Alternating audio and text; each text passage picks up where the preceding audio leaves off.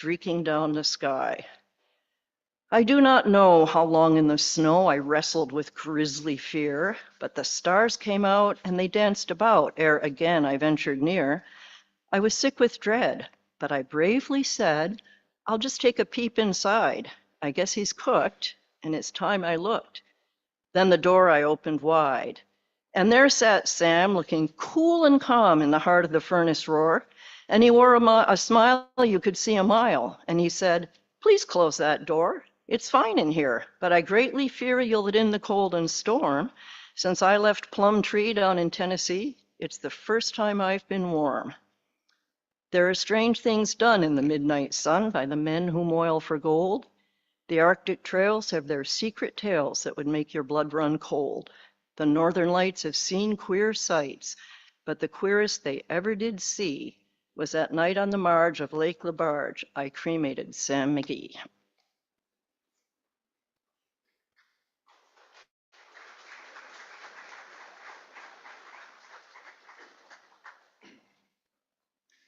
Thank you so much, Debbie. And though Dad read it differently, that was a wonderful reading of the cremation of Sam McGee. I'd like to invite my brother Stephen and his kiddo Burke up to share some memories of Dad.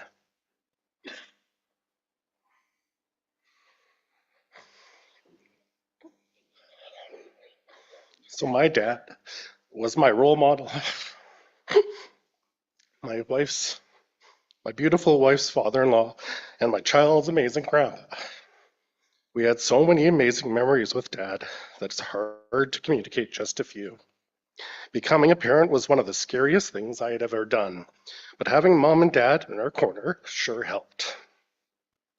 You could just leave that here, bud. When Burke was on their way, Dad was so excited and eagerly waiting for us to call that the kiddo had arrived. Shortly after Burke had arrived, Mom and Dad hit the road, driving through a huge snowstorm to come meet their grandchild. They arrived, and the glow of pure joy on their face was simply amazing. As Burke, this is part of our script. As Burke was mentioning, Grandpa would come over and they would immediately wink at each other and disappear, stating that they needed to go for supplies. When they would come back from their adventures, I would ask what the supplies were, and they would always say broccoli, with a smile and a wink to each other. I never did figure out if the supplies were really broccoli. Later, Burke would come up with the idea to make Grandpa broccoli ice cream for his birthday. Dad laughed so hard. Cindy has always had a special place in my dad's heart, especially after she made him some hand knit socks. Dad immediately told us of his treasured knit socks from his grandma. So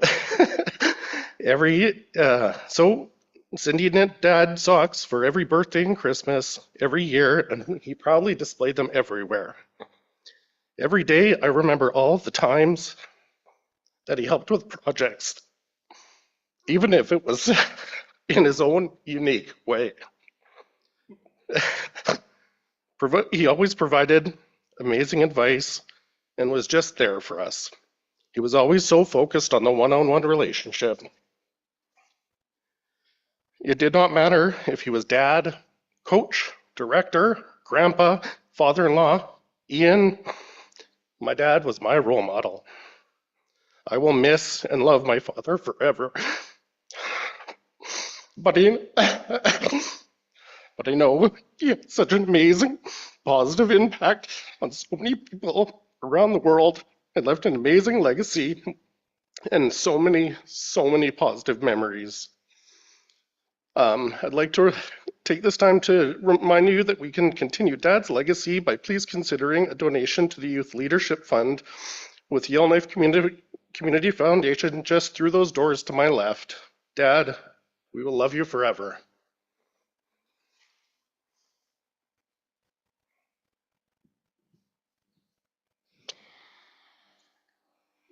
Yep.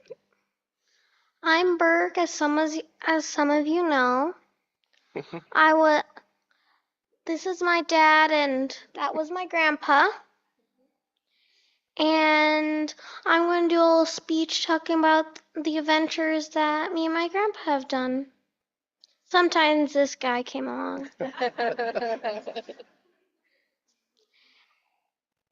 As you can see, I'm wearing colors that my grandpa could not see.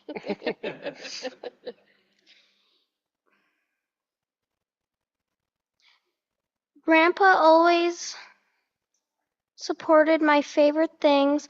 Last July, I left the country for the first time to go to Seattle for the Blue Jays versus the Mariner games.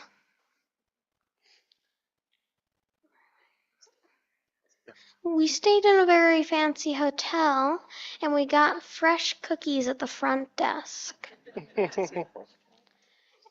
And then we happened to be there for the 4th of July. And those fireworks were scarcely too close to the airport. We went to 2 Blue Jay games. Blue Jays lost to the first one, won the second one, and if anyone wants to know the third one, they won. Every year, my dad could come here to take me to Yellowknife. Grandpa and I would walk Maggie every morning, even though I don't wake up until 10 most mornings. I'm pretty sure Grandpa walked Maggie twice those days. Grandpa was my favorite grandpa. Always willing to go on adventures and shop for broccoli.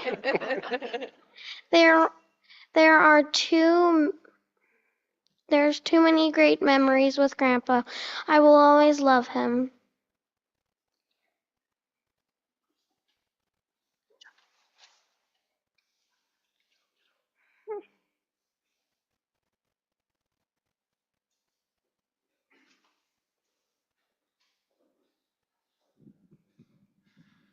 Broccoli, eh, Burke? I think the swim club kids will have memories of broccoli and chocolate milk, but more on that later from Morgan and Curtis. As I'm sure almost everybody here experienced at some time, despite his immense contributions to the North and his career as a director of sport, recreation, and youth for the government of the Northwest Territories, Ian's greatest gift was his unwavering attention. When he was with you, he was with you. For many decades, Dad would walk with us to school, to swimming, and then ultimately we'd walk to work together, whether in Yellowknife, Melbourne, Australia, Fort Saskatchewan, Alberta, Edmonton, or Sydney, with or without dogs, rain or sun, we always had 100% of him. When he was with us, we never got a distracted version of Dad. He gave us the gift of time. He was always there to help us through work challenges, celebrate in our successes, and share his wisdom and insight. But most importantly, he was there to share his love of terrible puns. One summer, when Stephen was home from university and working, he was excitedly sharing what he had learned about the limited genetic diversity of bananas and how they're at risk of extinction due to a parasite. I quipped, "That's because bananas are inbred."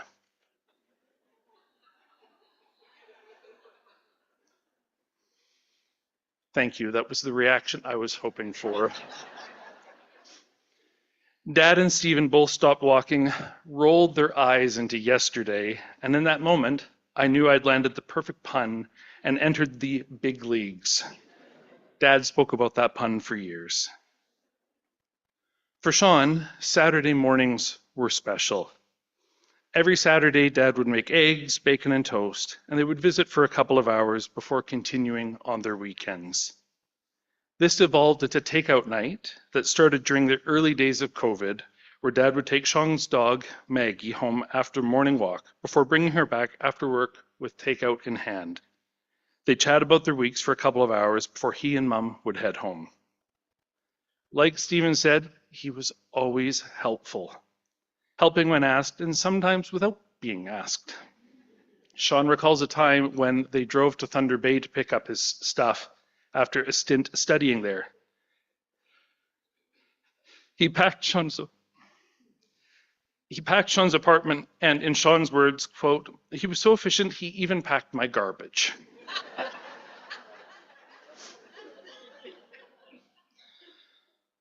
Finally, I'd like to share some memories from Mum. Mum and Dad met at the swimming pool in Atikokan, Ontario in 1979. He often joked that Mum failing her bronze medallion, a life-saving certification, kept her around long enough for him to ask her to coach. Their first kiss was at the pool, initiated by Mum, as Legaree men can be a bit slow to pick up on these things. They were engaged by October and married in January 1981. Their life together was an adventure, moving for his work, first as recreation director in Winkler, Manitoba, then to Frobisher Bay, now Iqaluit, for what was supposed to be a 2-year contract in the north, where they completely fell in love with the north. They finally settled in Yellowknife in 1989. Despite his extensive travels for work, impacting youth across the circumpolar north, he was always present. He was a maths genius, a spreadsheet fanatic, dedicated his career to recreation, profoundly influencing countless lives in the NWT. As Mum put it, he was my biggest supporter, and we had a truly good life. Since 1990, my parents shared an annual Christmas letter, and in the 2024 letter, Dad, who consistently failed at retirement, wrote, "Ian continues to fail at retirement. He worked a couple of contracts in emergency measures that year. The NWT has suffered through too many disasters in the last few years. Ian's been able to help on the recovery side of each event." He loved working for the government, and he loved working for the people of the NWT since he was hired by Sue Douglas's husband in 1984. Even in his final moments, Dad was right here in the Great Hall,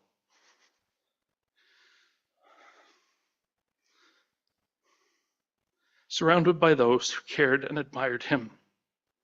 As a family, we wanted to thank those who were there with Ian, Dad, and responded so quickly.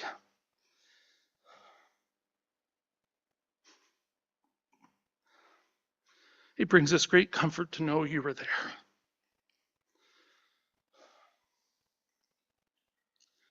I can't look at you guys right now. Sorry if I'm avoiding eye contact. I would like to finish with 3 important thoughts.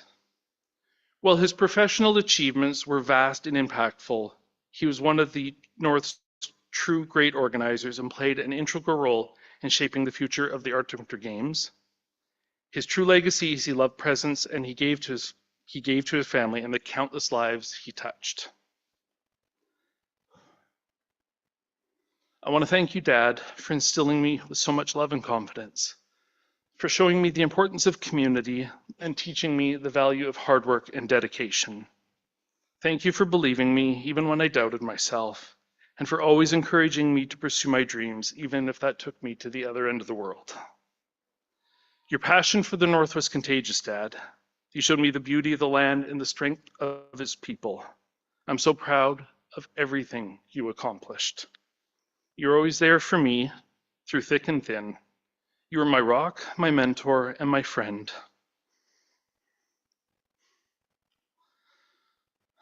I will miss your guidance, your humor, and your unwavering love. Part of his legacy, as Stephen said, is the Ian Legaree Youth Leadership Fund, which is now open for donations, and the first scholarships have been awarded to a student from Fort Smith and one from Yellowknife. There's a QR code in your program should you wish to donate, or the Yellowknife Community Foundation is sitting in the next room over to take your donation.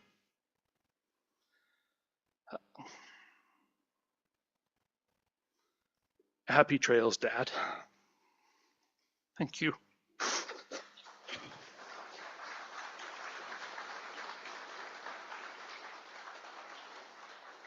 I'd like to invite up Morgan Moffat and Curtis Moffat to pay tribute to Dad on behalf of the Yellowknife Polar Bear Swim Club.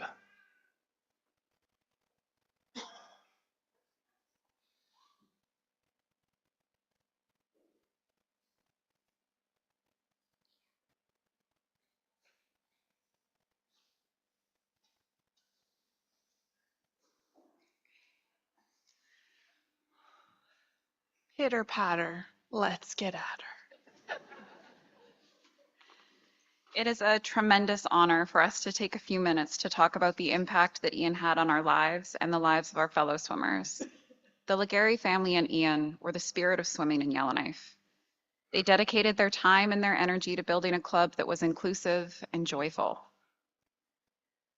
Because of them, the pool was a home and our teammates were a family. Like a cheeseburger in paradise, swimming in the north sure was nice. Ian was the head coach of the Polar Bear Swim Club for a decade or more. He spent 6 mornings a week from 5:45 to 8 a.m. at the Ruthenge Memorial Pool with a batch of tired, hormonal youths who absolutely and silently adored him. For many of us, Ian was not just a swim coach. His impact and his role in our lives transcended that simple title. As a swim coach, Ian made us feel respected and seen. He recognized us as individuals and he adapted how he coached based on this. He had a way of being invested and supportive without adding any pressure before a race. He knew when to push you and he knew when to give you the space you needed. He was a grounding, steady, and consistent positive force in our lives. At meets, Ian walked up and down the side of the pool with his timesheets tucked in his back pocket, his collared short sleeve tucked in, always at the ready to cheer us on. When it was your time to line up for your heat, you'd get a clap on the shoulder and a pat on the back before heading off. In every race, you could always pick out his distinctive whistle and pick it up and see his waving arm as you approached the wall. The first time that Ian was my own head coach was preparing for the 2001 Canada Summer Games. It was my first national sporting event, and I was thrilled to be going with the big kids. I was especially excited about the potential of cool gear. So there was no way to prepare me for the disappointment of discovering that the team hat was a straw, wide-brimmed gardening hat. As a soon-to-be teenager, I thought, how do I get rid of this? Ian, on the other hand, clearly thought, I am going to keep this hat forever. And he wore this hat, I kid you not, for at least the next 10 years. I can so easily conjure the image of Ian walking homeward down Franklin wearing this hat, and I think that many of you can as well. As a coach, Ian had many wonderful quirks and the corniest sense of humor.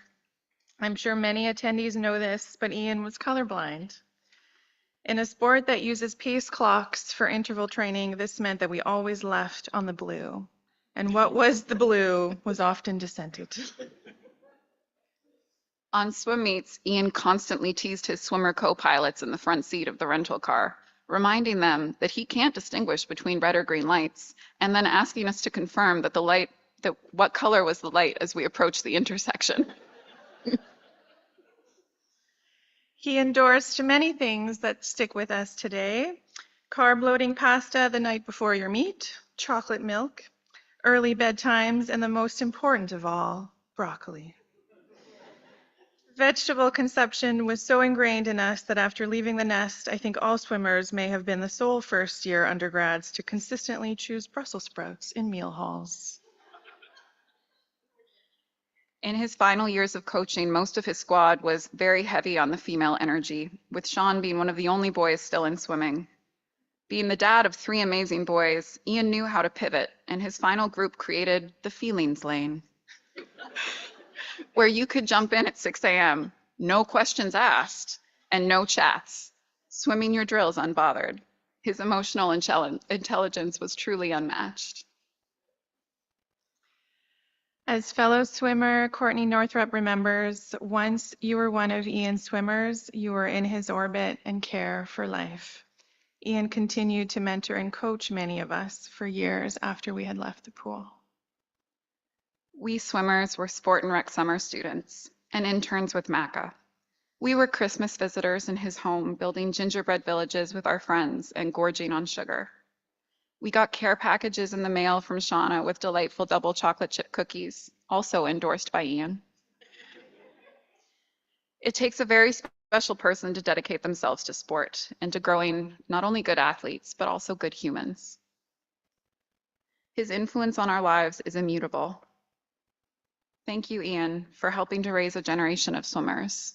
We love you.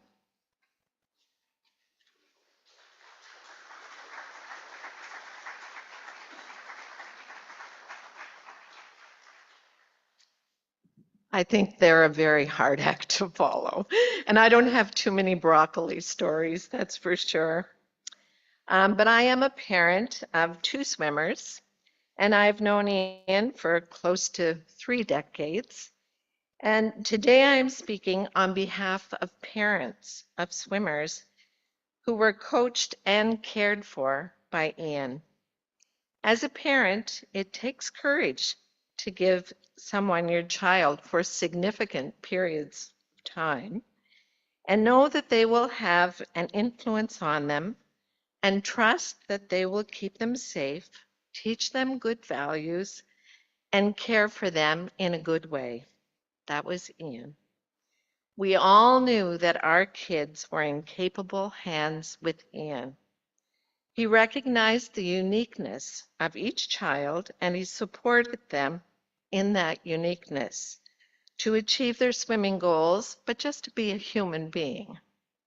All kids have differences, and Ian took notice of that, and he responded with kindness and support.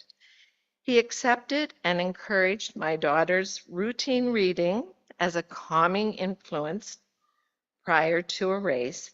It sounds like a small thing, but for a kid who vomits from anxiety and could shut down a national level swim meet for cleaning, recognizing that visualization was not going to prep her and supporting an alternate pre-race tradition in a time when visualization was heralded as key for high performance sports.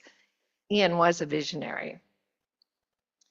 Ian played a significant part in keeping my family healthy and making a space for us in the swimming community. He was able to help my son, who had difficulties with social cues, impulsivity, and emotional regulation, which of course created some misunderstandings with peers. He made him feel very welcomed at swimming. He went above and beyond to provide a space for him when many others were asking for him to leave or making him feel like he did not belong. When you are a young person trying to find your place in the world, having Ian on your side and telling you that you could do it and you were important made a big difference for your sense of self-worth and community. Ian could work his magic with his swimmers, and although many may think of swimming as an individual sport, he created team within the swim club. As a parent, Ian treated me always with respect, provided me with information that I needed about how my children were progressing and what he needed to do to help them to achieve their goals. Those early morning swims. I know I dropped the kids off in my pajamas and then picked them up for school with food. It takes a big commitment to coach the kids 6 days in a row at an early morning time. They always had a good workout, especially when they were getting ready for regional or national swim meets. In the meantime, Ian was there, guiding them in that calm and charming way he had to get them to be the best that they could be. He was well known to other clubs and their coaching staff, and there was always networking with other jurisdictions going on while we were at the meets. As parents, we helped out with timing, and Ian was always there instructing us thanking us for volunteering and sharing information about upcoming event meets. Ian was an exemplary role model for the kids and for us, the parents, always kind, courteous, full of information that we needed when we went on our bus trips with the swimmers. After a successful meet, the kids would ask if we could stop at one of the restaurants. And yes, Ian had the bus pull over before we had a good meal and enjoyed it, headed back north. He was a calm and supportive presence for everyone, a steady guiding force that helped us all to be like that. Ian, you are in our hearts and we miss you.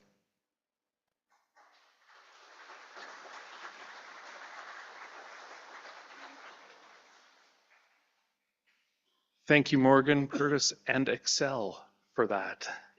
Very much appreciated. And Morgan, you weren't the only one who lost their meal on the deck of a pool. So you're in good company right now. I won't go into any details. I'd like to invite up John Rada to share reflections from the Arctic Winter Games International Committee.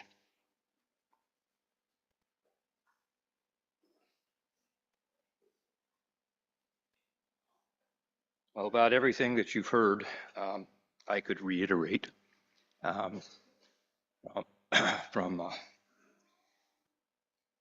outsider's perspective. My name is John Rada. I'm president of the Arctic Winter Games International Committee. I live in Eagle River, Alaska.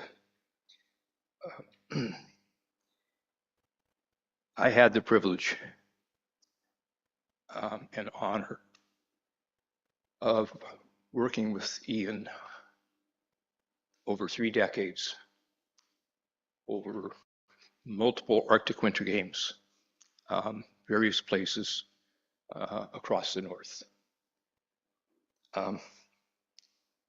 He was an amazing part of guiding and shaping the future of the Arctic Winter Games and the Arctic Winter Games family. He was known for his vision, as you've already heard, his counsel, his deep passion for Northern youth was immeasurable. But not only for the opportunities in sport, but because of he believed in life experiences and giving back to community. It's very important. He was known for his extraordinary commitment to the Arctic Winter Games, particularly in his role as the technical director. He spent countless, probably as much as being in the pool, hours and days working on technical packages. Trust me, it was his passion. Actually, we told him he had to do it sometimes too, because we relied on him. He was smart. He was a master at conducting meetings, especially the morning mission meetings. 7 a.m., your butt better be in the seat. You better have your coffee. You better have your muffin. You better have your eyes focused on him, because he was going to start talking and you better be listening. That's just the way it was. He was unwavering in his support of the Youth Ambassador Program. That was very important to him. I often marveled at how calm he could be when my blood pressure was going through the roof. Times and challenges, he'd just sit there and I could feel my heart like going nuts. It's like, come on, let's get this. But he was more than just calling. He's a mentor.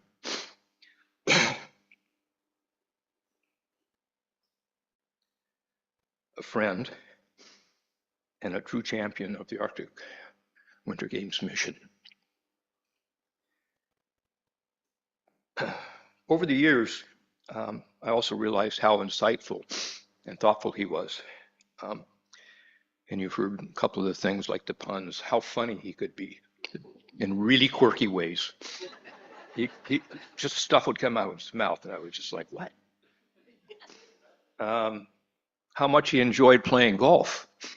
Um, over the years, we would always try and fit a golf game in somewhere, but it had to be at a place where they had left-handed rental clubs. Otherwise, he's a no-go. Period. And I learned he loved a good pint and a good glass of red wine. And some of my colleagues would attest to that.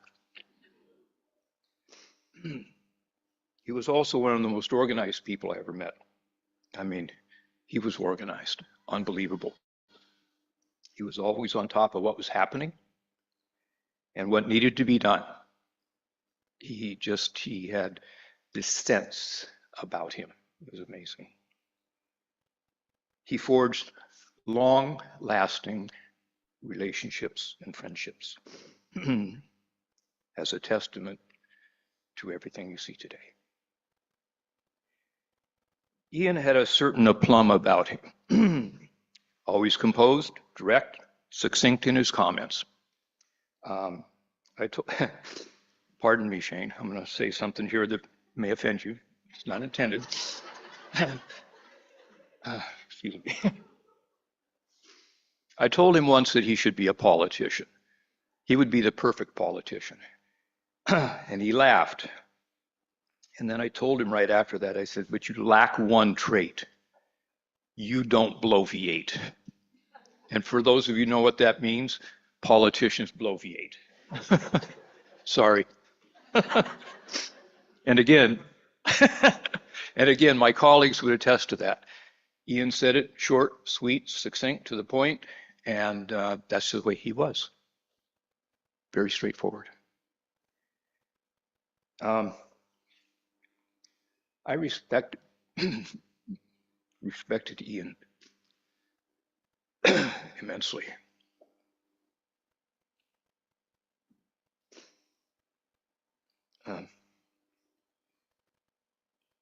Especially for how he loved his family. As a husband, father, grandfather. He was so proud of all of you.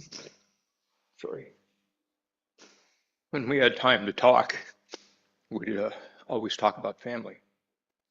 We didn't talk about Arctic Winter Games. We just talked about family.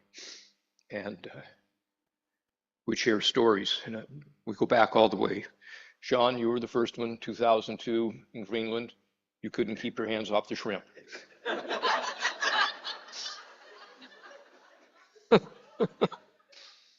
And then fast forward, Rob and Alex wedding. He was beside himself. And then baseball. Ian and I have kind of like baseball. And another one of my colleagues, John Estel's kind of in that role as well. But I heard all about your trip to see the Blue Jays. He told me long before that trip was going to happen, we're doing this and we're doing this and we're doing this. And he was so excited to go on that trip. And he just had a great time. You know, Ian's legacy is going to live on. His presence, his sage advice is so valuable. He was a rock. I've heard that before in many ways. Not just with family, but to the Arctic Winter Games family. I'm thankful to have known him. He'll be missed. Thank you.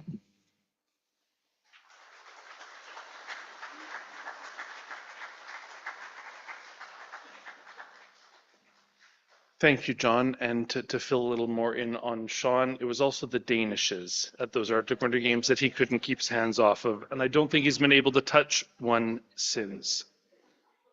I'd like to welcome up Eleanor Young, who will speak about working with Dad.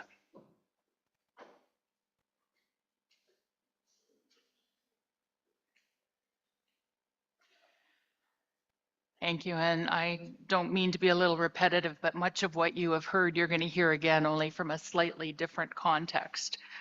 I was extremely lucky to have met Ian in about, I want to say 2003, although I was impacted by him prior to that with his regional sports staff and other folks that I worked with from the community. But once I came into his direct circle, I don't think I ever had the opportunity to leave. And so many of the traits make him such a standout individual that I hope I carry forward in my life. And I know that many of the other people who he's touched will also carry forward.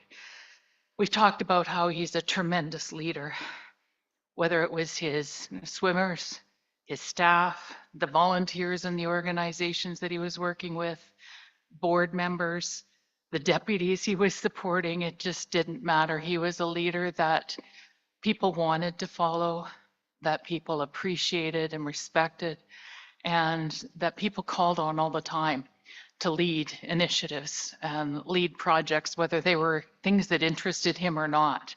I think we've already hinted at the fact that, you know, Ian was known as the sport guy, and all of a sudden he became the emergency measures and disaster recovery guy. And he had a hard time leaving that once he got into it because he was so good at it. But whatever he was given, whatever task he was given, he never said no. And he always just excelled at what he did. You know, I saw him step in at the Mackenzie high-rise fire in Hay River, having no response, you know, no background doing that kind of disaster recovery and trying to help people figure out where they were going to live and how they were going to get food and just survive. And he just stepped in, and, you know, people had a place to go to that they understood he was in charge and that he would help them no matter what happened. We've talked about his role model function, and people have already touched on, you know, things like the youth ambassador participants, traditional games participants, the summer students that worked for him. There's a generation or more of people who look up to Ian, who are going to carry forward so many pieces of what he's taught them over the years, whether it's healthy lifestyles, whether it's broccoli or otherwise, gingerbread houses, which my grandson got to be a part of one of those outings. You know, he was there, and people learned from him, whether it's his words or his actions, and he always walked the walk. He also gave back, and you know, we saw so many examples through the years when he would come into meetings and talk about the work he was doing with the Association of Community Living, or, you know, with the kids or other things. And he was so proud to be giving back and shaping the lives of the youth of the future. And it was something that he just carried with him in every step of every day as a primary focus in his life. And finally, and I will try to get through this part without tears because I've already cried a bunch here, but we all as colleagues knew how important his family was. We heard about you in every meeting, every coffee break, every lunch that we got to share with him. We felt like we knew you very well, whether we met you in person or not. We knew about the family trips to Northern Ontario. We heard about the grandson. We heard, you know, we heard about our grandchildren. Heard about, we heard about your successes in school, your successes in life, and it felt like we were part of it. And for someone who never had the success of finding a partner, my gosh, Shauna, you struck gold, and oh my God, so many people wish they had someone like that in their life, even if he was there just for a little while. I remember seeing you shortly after we lost Ian, and somebody talked about his organization skills, and I remember hearing about his, you know, short, medium, long term, these are the things you have to do. He was organized for things he didn't even know were going to happen, and it was absolutely amazing. And he loved you all dearly, and I know that you will miss him, and we will do all that we can as colleagues to support you through that. But we all loved him too. And I'm really, really pleased to be here today to be able to say thank you on behalf of all of his colleagues for sharing Ian with us, because I don't know how he managed to do everything he did and still be such an amazing father and husband. So we wish you the best.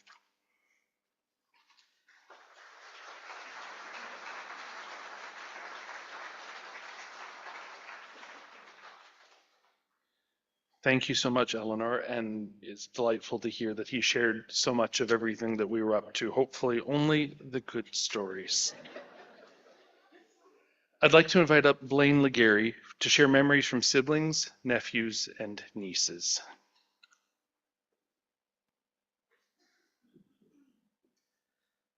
Hi, so I'm Ian's little brother. I think it's always fun to over the years joke about that because I end up being a lot taller than him. So it's always fun to look down at your bigger brother.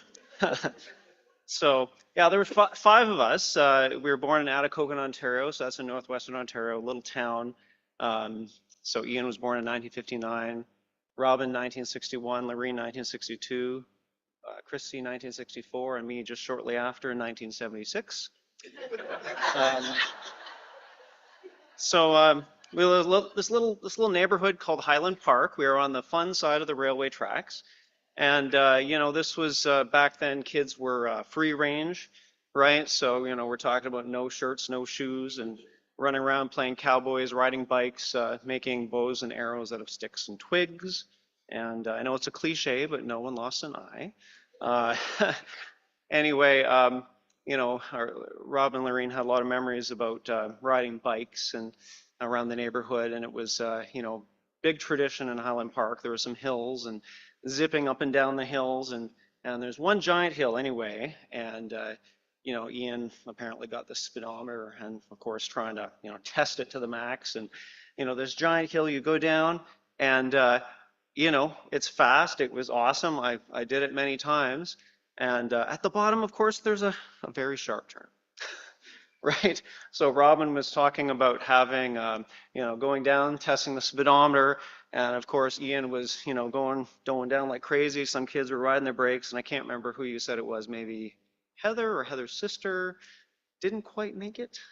Went into the bush, bopped her head on a culvert, and of course people weren't too, some of the parents weren't too happy about that, but so it was a lot of fun riding on bikes back then. Robin remembers Ian had a black bike, and it became hers, and Dad was going to paint it pink, and she's like, no, I want it black, just like Ian's, right? So that's very, very sweet.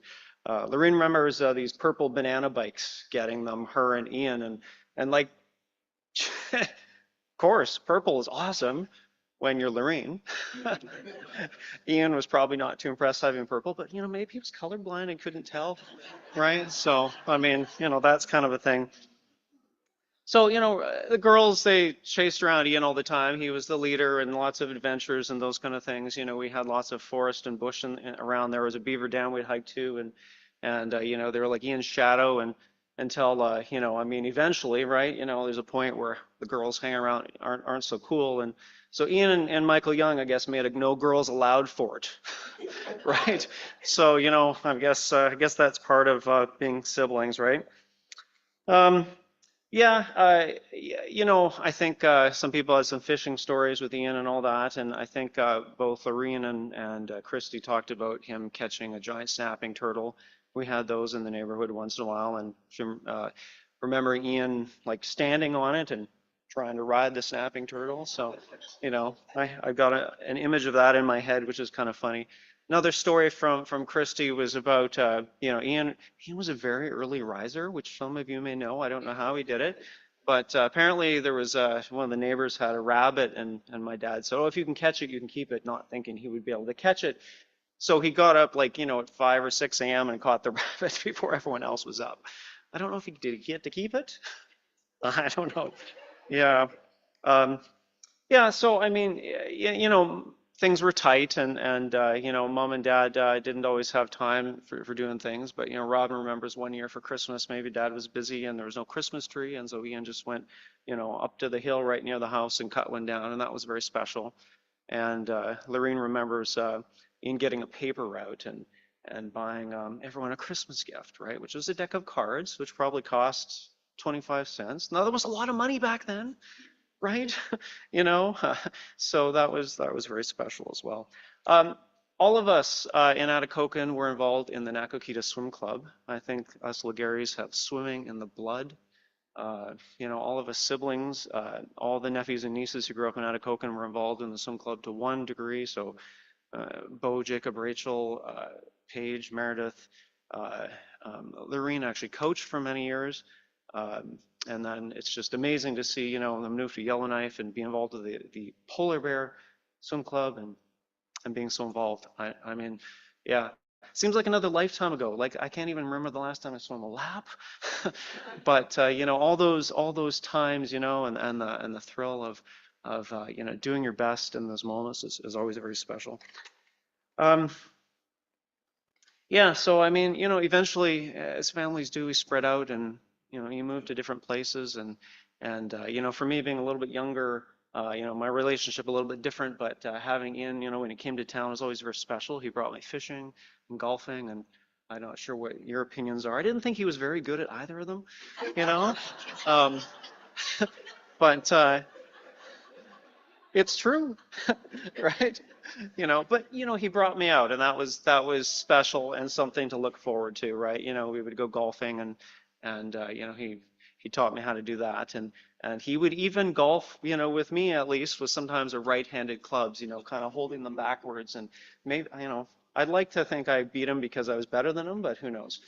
Um, yeah, so I mean, he you know, moved west, and eventually, you know, my family moved west as well. We live in Fort McMurray, and I know, you know, when he was able to, and Shauna, you know, all sorts of places across Canada, you know, sort of bumping paths, where it was Guelph, Ontario, London, Ontario. I know he visited Jacob and Carolyn in Niagara Falls a couple of years ago, and you know, Meredith and Waterloo, and I ran into his path in Vancouver.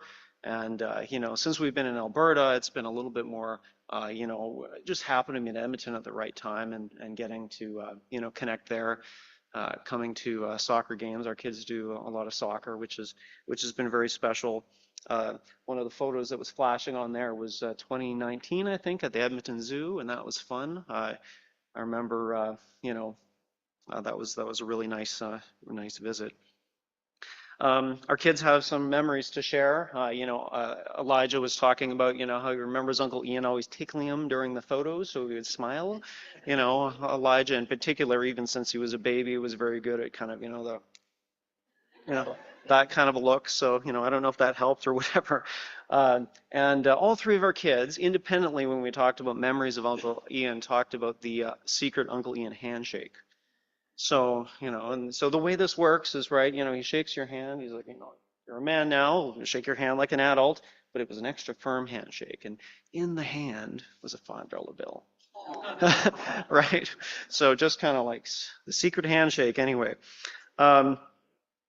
So our oldest son, by the way, was born on Ian's birthday, so that was kind of a special thing, and I think they shared some special phone calls every year, which was kind of cool to have that in connection. We also had some Arctic Winter Games connections. Judah and Levi went to Greenland in 2016 to compete for Team Alberta for futsal. So they got cheered on by Ian and Shauna, and Terry went, my wife, and she was very impressed with watching Ian a little bit behind the scenes. You know, you hear about it, right?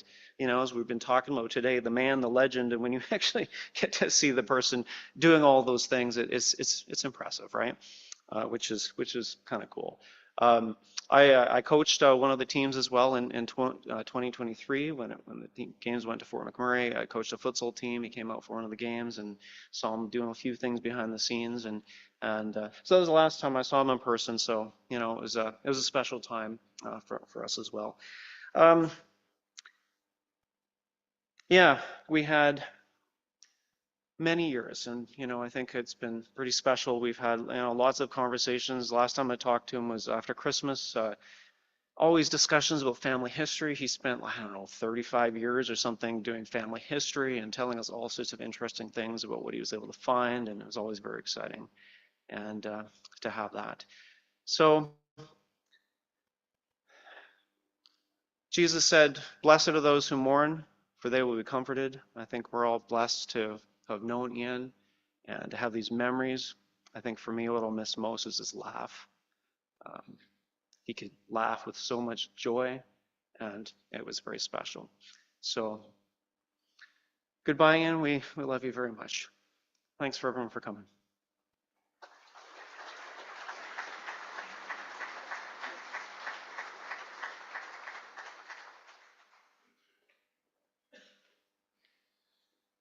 Thank you so much, Uncle Blaine. You're right, he was terrible at both fishing and golf.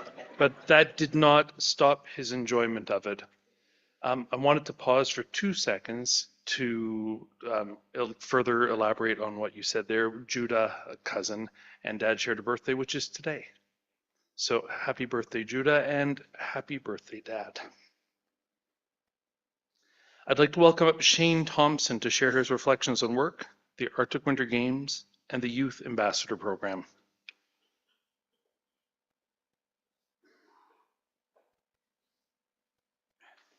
I was doing really good. So, Shauna said, wing it. Not going to happen.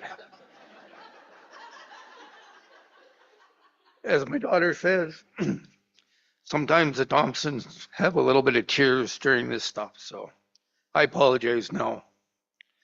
Good afternoon. I'd like to thank Shauna and her sons, and Ian's sons, for giving me the honor to say a few words here today.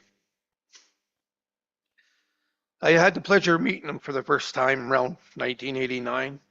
And in the spring of 1992, I was interviewed by him, Tommy Williams, and John McKee, and later offered the Regional Recreation Development Officer position in Fort Simpson. A couple of weeks later, Ian set up an orientation.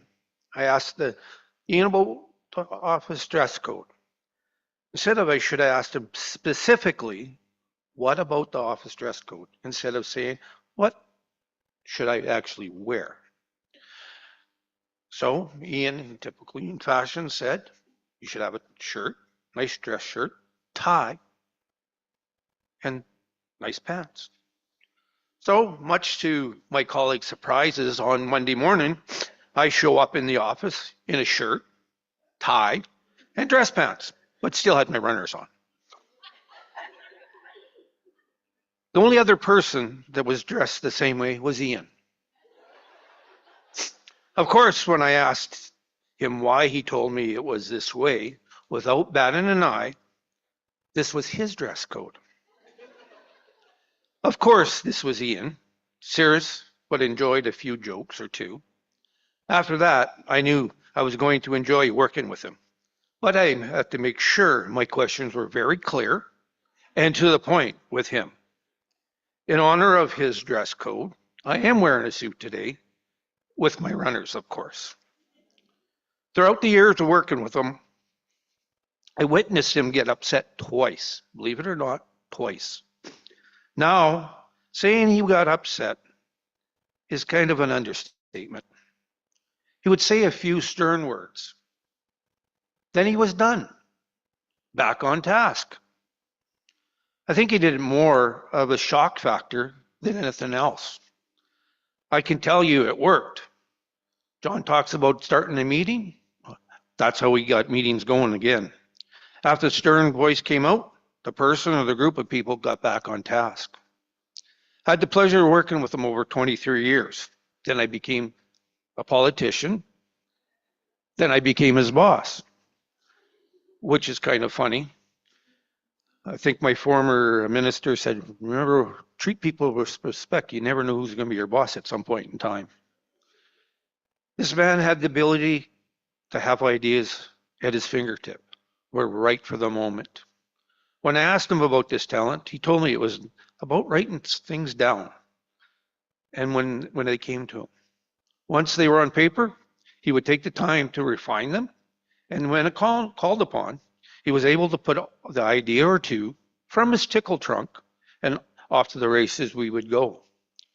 I swear he must have been a Boy Scout in his previous life, because the man was always prepared for anything with his lists. I tell people I was lucky to be Ian's colleague and friend.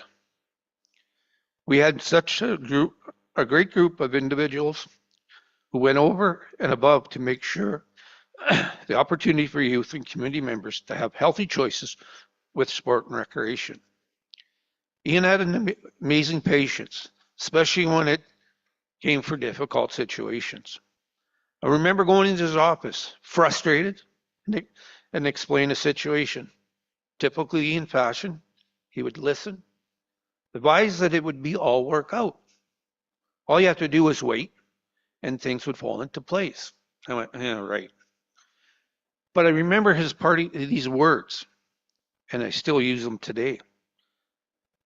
Shane, you need to understand, government moves at a very slow pace, but when it becomes beyond obvious, it will happen.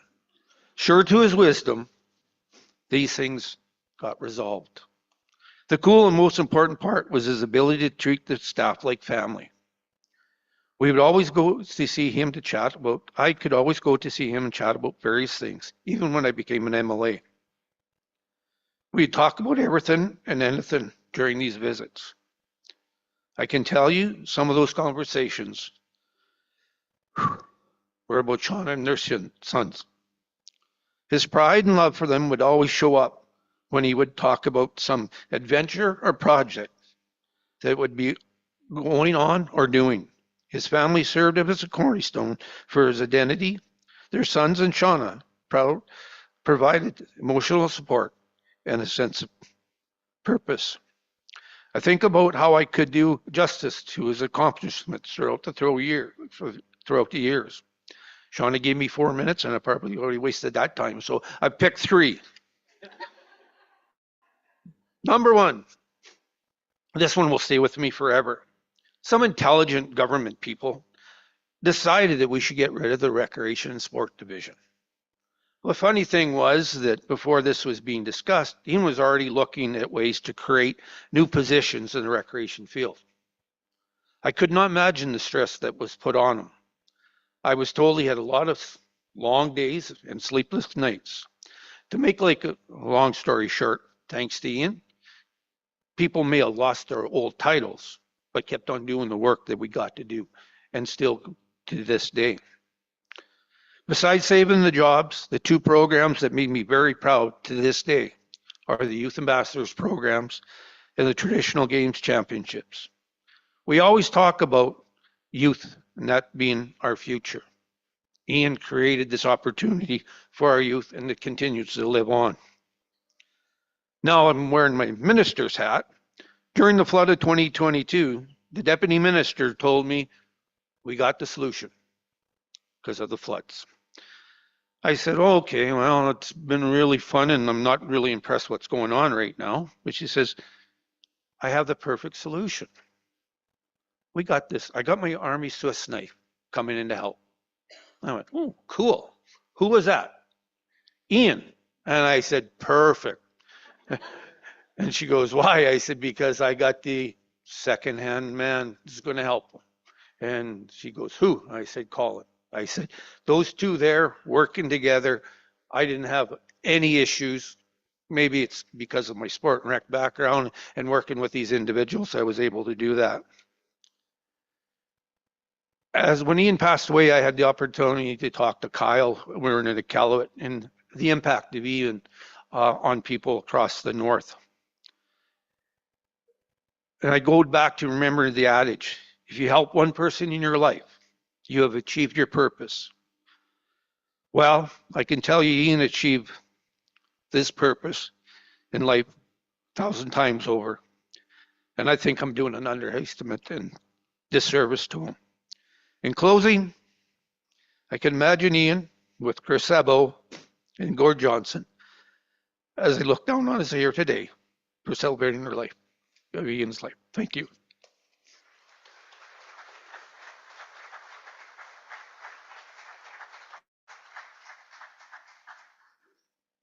Thank you so much, Shane. The trainers are absolutely fantastic, by the way. I'd like to invite up Greg Rowe, who will speak about Ian's connection to Hay River and the communities in the South Slave.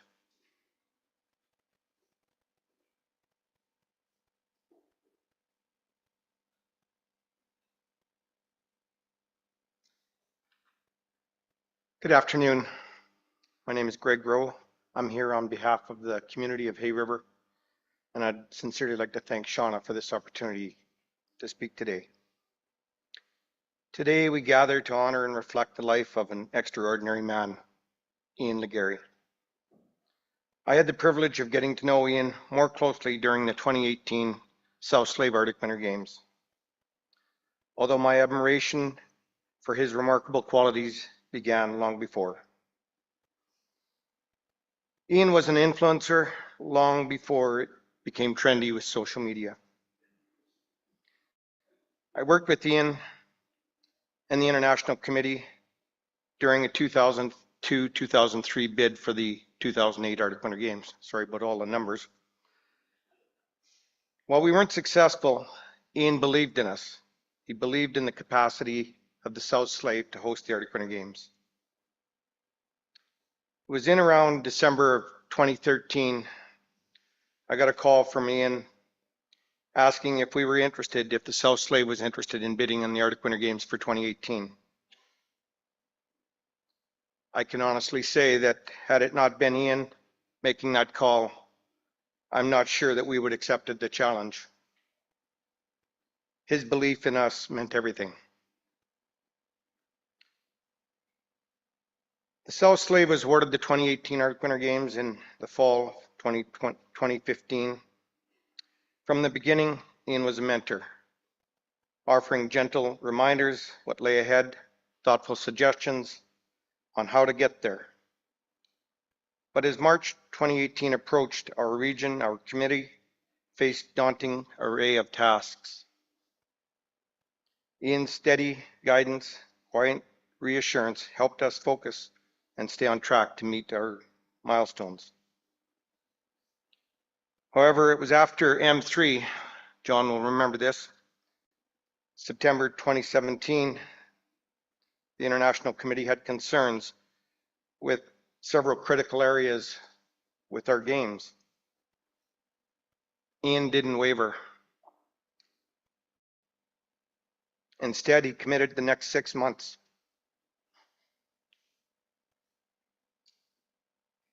Supporting Hay River and the South Slave. Ian's true to his style. He didn't come in and dictate.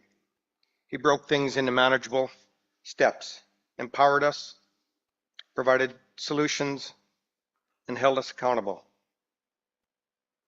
His leadership gave us the confidence because Ian had been there, done that. Thanks to his calming presence and capable hands, the 2018 Arctic Winter Games was a tremendous success.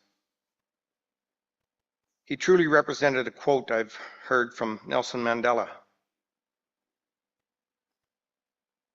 It always seems impossible until it's done. But Ian's impact on Hay River didn't end there. We've heard of his coming over to Hay River March 2019 for the high-rise fire. We were there. There was 120 people without a home. Ian was there again, offering his experience, his calm and unwavering support to help those affected. All through that and followed COVID-19, 2020. A historic flood in 2022, and of course the wildfires in 2023. Ian remained constant. His steady presence, easygoing nature, ability to simplify the most complex challenges gave us comfort and direction when we needed it most.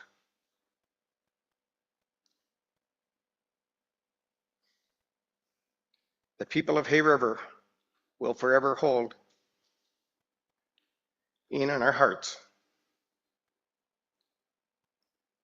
With deep gratitude to Shauna and the entire family, thank you for sharing Ian with us during our most difficult times.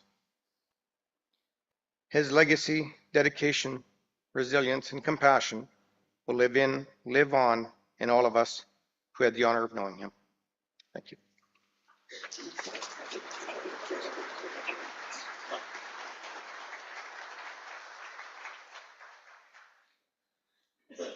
Thank you very much. And I know those Arctic Winter Games were a tremendous success, having had watched on the other side of the world how well they went. Finally, I'd like to welcome up Charles Dend, who will share memories about Ian and the Yellowknife Community Foundation.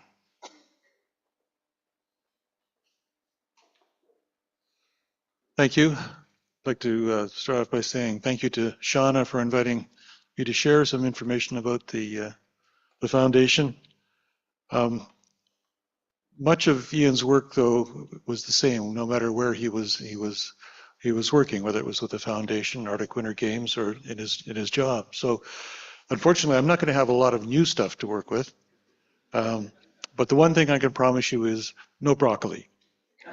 So, Ian never brought broccoli to a Yellowknife Community Foundation meeting. I'm sure that a lot of you are aware of Ian's work with the foundation. I had known Ian before I joined the foundation as a politician, but got really to know him a lot better once I joined the foundation and we began working closely together. At the time I joined, Ian was the most experienced director on the board. He was a huge part of the foundation right from the beginning. In fact, Ian was there before the beginning. He was part of a committee that the city of Yellowknife formed to explore the idea of developing a community foundation for the city. And 3 years after that, Ian was a founding director in 1993 when the community foundation was established. Ian joined with other visionaries in Yellowknife to create a fund that would last a long time into the future, hopefully forever, with the idea that by supporting each other in Yellowknife, we can support education, important projects, and we can make the community a better place. Because of the foresight that Ian and a few others had, the foundation has grown from nothing in 1993 to over $8 million on deposit today. Over the years, it's given away over more than $3 million in scholarships and grants. When the foundation was established, the founding papers, or the incorporation papers, made it or stipulated a 9-year term for directors as maximum. So Ian was such a supporter of the foundation that when he hit that first 9-year limit in 2001, he had to retire from the board, but he kept on working with the foundation. He never stopped working with the foundation. But then a year later, he was back on the board. So that term ended in 2013. And again, Ian hadn't stopped working with the board, or didn't stop working. And again, a year later, he was back on the board. So he was a board member officially for 27 years, but much longer, because he worked with the foundation all those periods in between, and he kept working after his final term as well. I can tell you just from being a board member with him that Ian's corporate knowledge of the foundation and how it worked was a real benefit. It really helped the board to function, to be able to just ask somebody who was there, how did we get to this point? And he could answer without having to go back through any paperwork. He played a key role with the foundation, helping it grow tremendously during his 3+ terms. He was also very involved in the annual gala, and it became a very successful fundraising part of the foundation. While chairing the committee that organized the gala, Ian demonstrated those amazing organizational skills that you've heard from about from so many people. Year after year, under Ian's lead, the many moving parts of the gala came together to create what appeared to the outside to be a well-oiled machine. Ian had, as you've heard, a tremendous leadership manner. He was unflappable, and his cool, calm approach helped volunteers not to panic and to step up when it was necessary. He trusted folks to do their jobs. He understood really well how to motivate volunteers, because it's not the same as being a director and saying, this is your job. You've got to get people dedicated to doing other things to get dedicated to doing volunteer work. It's a challenge, but he, by setting an example of giving people the job, telling them what was expected, and then asking for progress reports and making sure they knew that if they ran into trouble, he was there to support.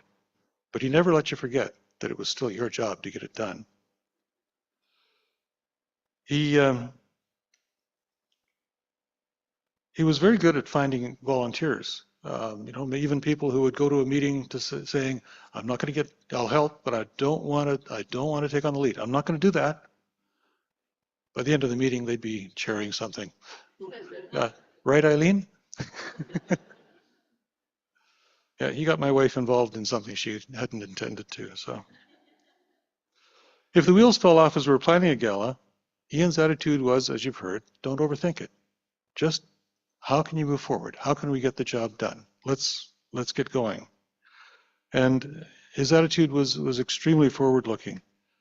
He said, let's learn from mistakes and just figure out how to move forward, and let's get it done. And sometimes, as you've heard, that meant that he wound up doing it.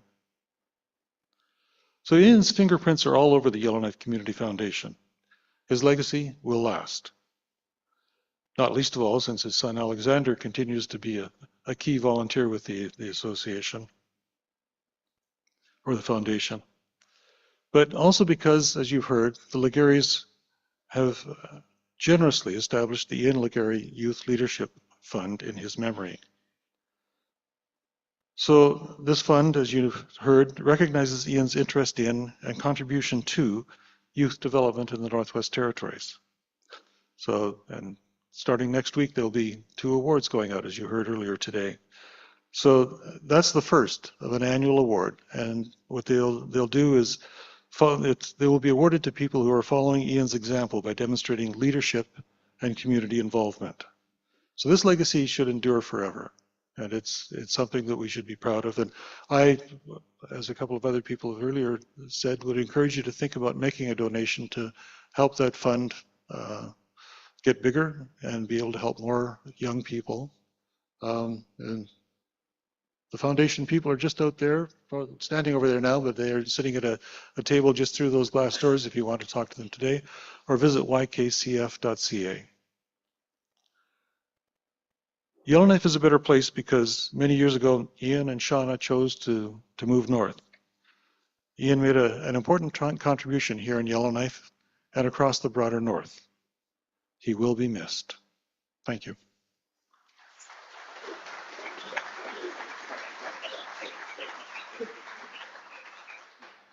Thank you, Charles. Like you said, you get roped into things, even when you're his son. So thank you, everybody, for coming today to celebrate Ian's extraordinary life. We're incredibly touched by the outpouring of support from across the world and deeply appreciate those who have joined us online as well today. Ian's legacy, marked by his unwavering dedication to youth, sport, and community, will continue to inspire us all. Another plug for the Scholarship Fund. As part of enduring that legacy, we encourage you to contribute to the Ian Legaree Youth Leadership Fund, ensuring his passion for nurturing future generations continues. There's a QR code in your program. You can visit the team from the Yellowknife Community Foundation in the next room over, or visit the website. Before you go, please make sure you sign the guest book out by the main door, and share memories of Ian with food over there. Thank you very much.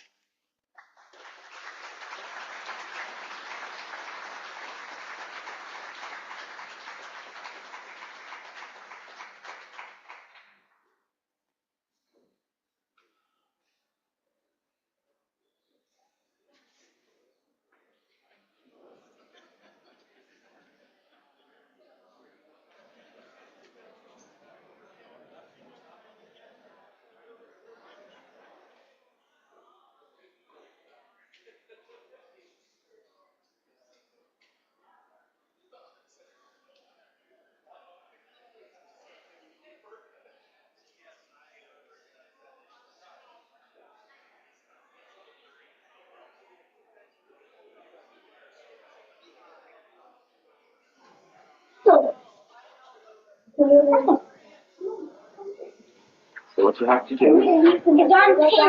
On the pin, okay? Stephen, you go ahead and open that. Okay, a t-shirt from Alexander. Look at that. I hope he joins the Polar Bear Swim Club. That's why Yellowknife Polar Bear Swim Club. Wow. That'll fit there. Oh, yeah, it's going to be great. Very good. Is your friend? Hello, Stephen. Sean? Hello. And what was your favorite present? Ian? Getting up at 5 in the morning. Oh, good. We'll see if I'm getting up 5 in the morning. Yeah, mine was getting 45 minutes sleep on Christmas Eve. Like Alexander does. Oh, what a great card. Wish you every happiness this holiday season throughout the new year. Ian and Sean, a Merry Christmas and have a Happy New Year. Lots of love, Christy. Whoa. He doesn't dare look at that.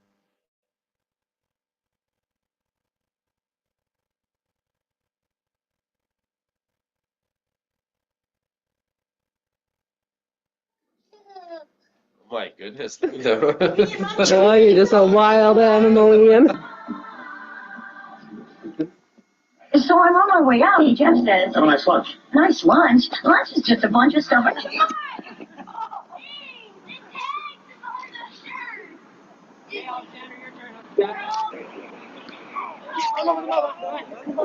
What? I'm ready for Sean. Stay right there. You're safe. Right here. Use the matter.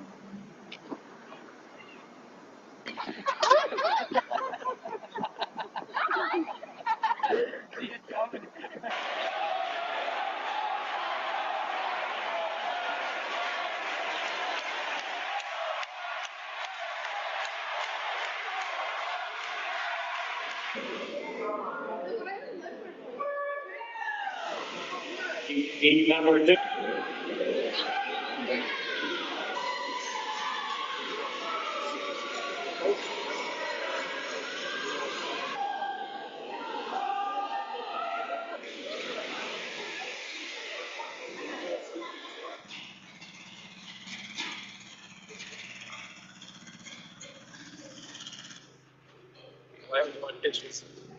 That's what ours are.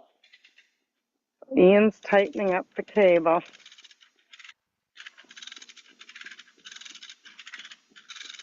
I'm wrong. It's going to land on Ian. Well,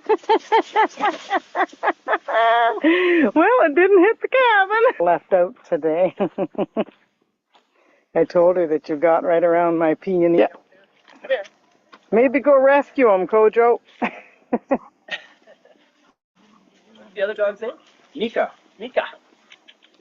Mika. Mika. Hello from Pori. Hello there.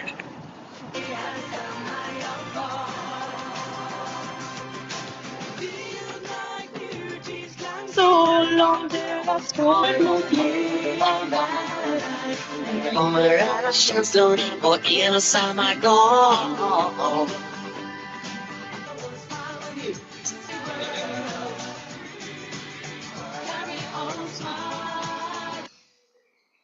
See, Granny's feeding a kangaroo, and Grandpa's feeding a kangaroo. Right out of my hand. Right out of his hand. Can't wait for you to come so you can do that too when you're in Australia. Elsewhere. And I hope that you enjoy the work, and I'm around to ask any questions. And I don't know what else to say. Thank you.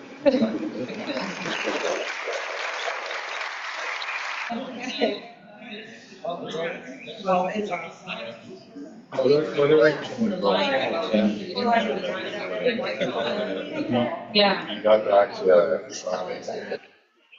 Hello. Burke, it's Grandpa. We're feeding the kangaroos as well. They like these little pellets. See that? This little fella is really hungry. He loves these. See his claws? Yeah. Burke. Hello, Burke. Oh, hang on. Go! There you go. Good job. Well done. Sure.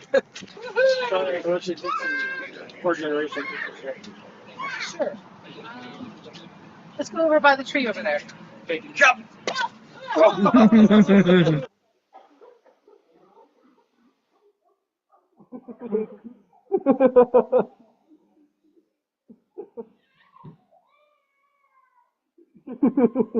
We're back. What are we doing in the bath?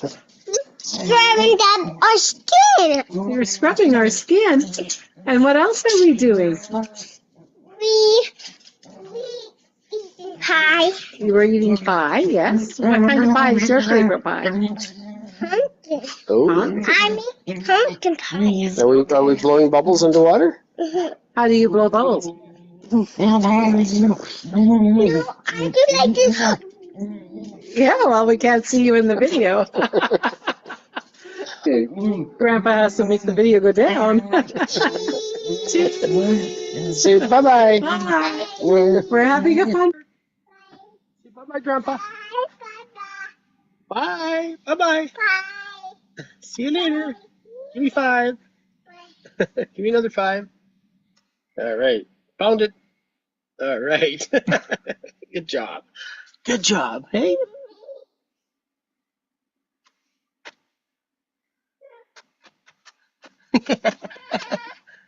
Oh, look at Uncle Alexander. Uncle Alexander. She introduced 57 huskies to the cool mouse chaser. But even our hero was taken aback to see his new partners chewing the fat.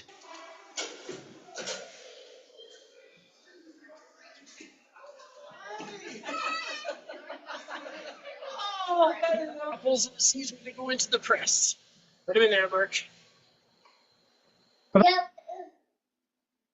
Smile. Flash is still working.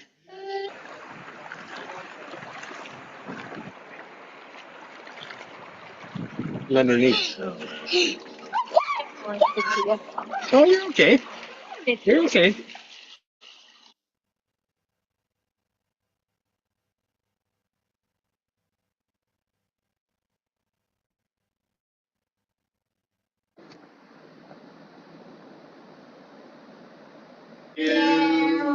Happy birthday to you. Happy birthday, dear Cindy and Dad. Happy birthday to you. Are you ready to blow it up? Yay! Oh, you forgot to blow up Grandpa's? So fast. She introduced 57 huskies to the cool mouse chaser. But even our hero was taken aback to see his new partners chewing the fat. Одобрено, то наш регион станет первым в России принять с главой региона. Во время этой беседы президент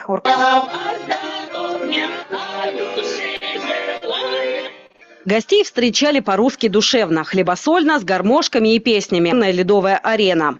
Где могут заниматься фигуристами. Для нас важны условия размещения спортсменов, места отдыха, условия приготовления еды и столовые, ну и, конечно, спортивное оснащение для проведения соревнований. Окончательного решения. Следующий 2020 уже забронирован Канадой.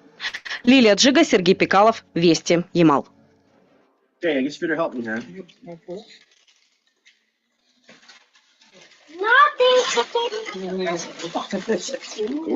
Ooh, you can never. No, next Christmas, that's in his socks. That's in his socks. Yeah, yeah. Like our snowman in Vancouver. Yeah.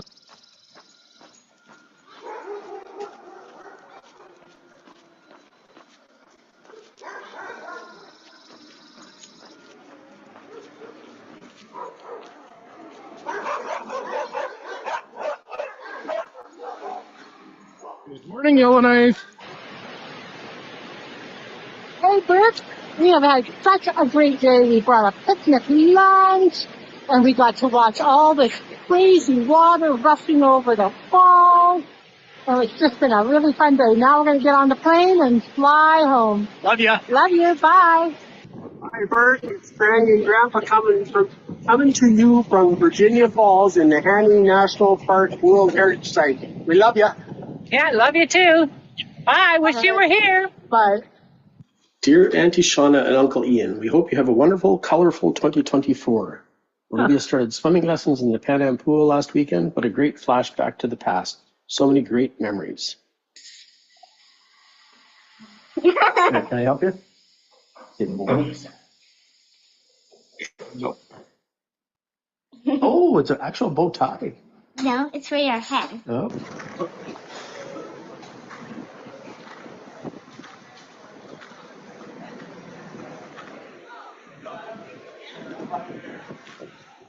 Excuse me, some lost.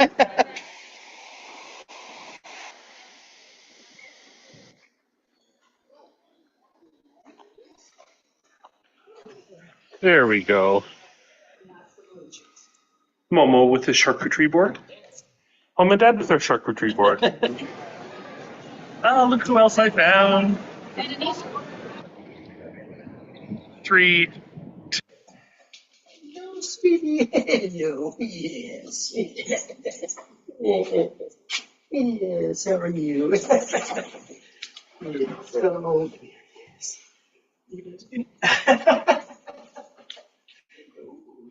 Yes, you do. Yes. Yes, I was excited to see you like this. There